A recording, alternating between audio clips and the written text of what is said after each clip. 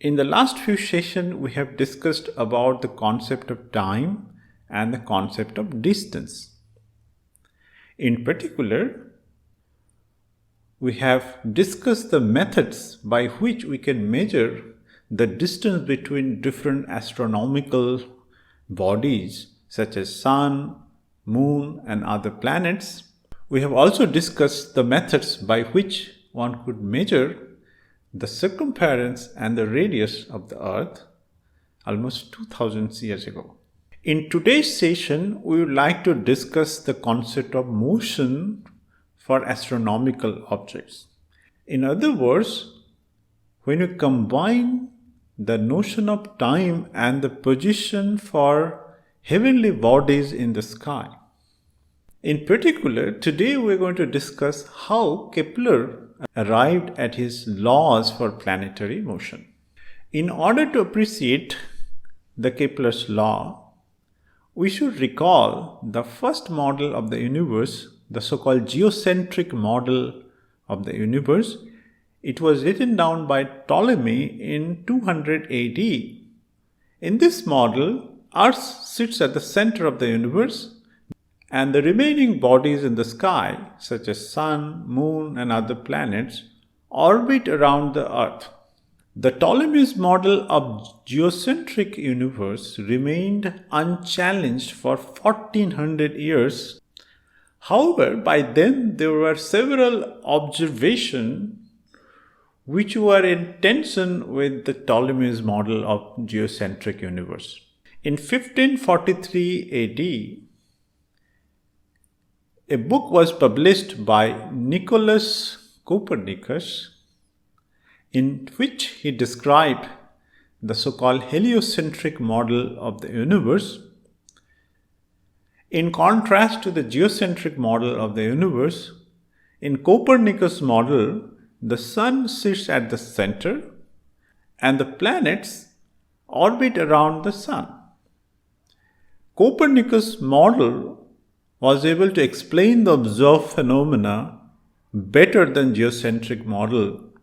Maybe I should mention that there are references which claim that Aristarchus had proposed heliocentric model of the universe much earlier than Copernicus. Although there were observational tension with the geocentric model of the universe, however, these observations were rather crude and rudimentary. Subsequently, the most accurate observation of the position of the Sun, Moon and other planets were carried out by Tycho Brahe. He believed that observational tension with the geocentric model may be resolved through a more accurate measurement of the positions of these heavenly bodies. Tycho Brahe made huge improvement in the working of quadrant and sextant equipments which were being used at that time. Tycho Brahe was also the pioneer of the concept of instrumental error. In order to analyze the data from his very accurate measurements of position of heavenly objects, Tycho Brahe employed an assistant who was very good at mathematics. The name of his assistant was Johannes Kepler.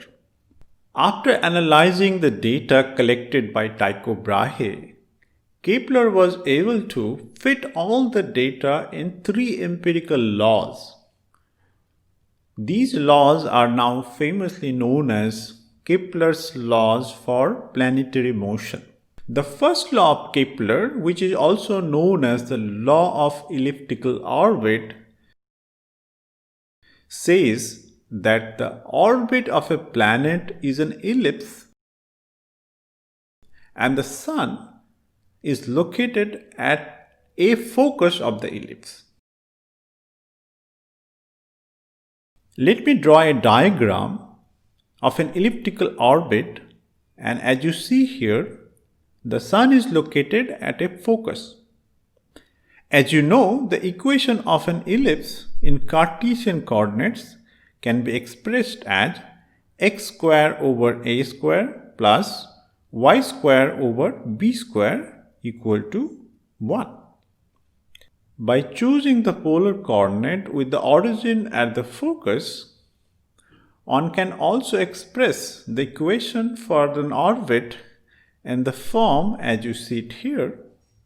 The Kepler's second law, which is also known as the law of orbital area, states that the line joining the planet and the sun sweeps out equal areas in equal time intervals. In this diagram, let me mark the points A and B and the points C and D.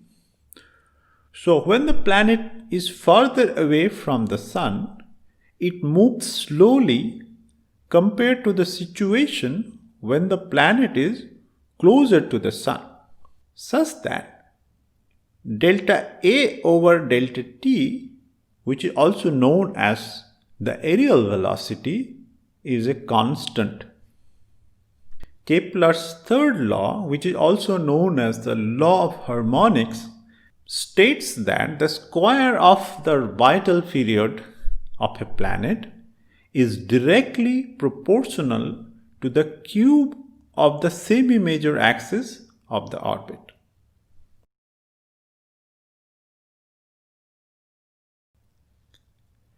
In the diagram, if you denote the orbital period by capital T and the semi-major axis by A, then the third law says that T square is proportional to the A cube.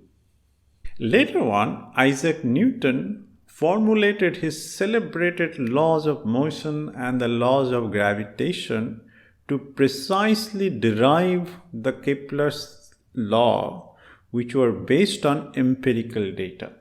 So before you end this course, you will learn the required techniques to derive the Kepler's law yourself as was done by Newton.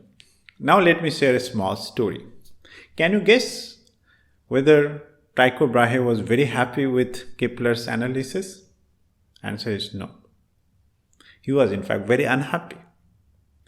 At that time, most people, including Tycho Brahe, strongly believed that the orbits of planets are perfect circles. So, an ellipse, which is a deformed circle, cannot be a trajectory of a heavenly bodies which were created by the God. And in fact, Tycho Brahe had briefly sacked Kepler from the job of his assistant because he did not agree that orbit of a planet could be an ellipse which is a deformed circle, not a perfect circle. So lesson here is that life is not always so simple. So even if you have a right result but at the wrong time, you could still face a strong opposition even for doing it right.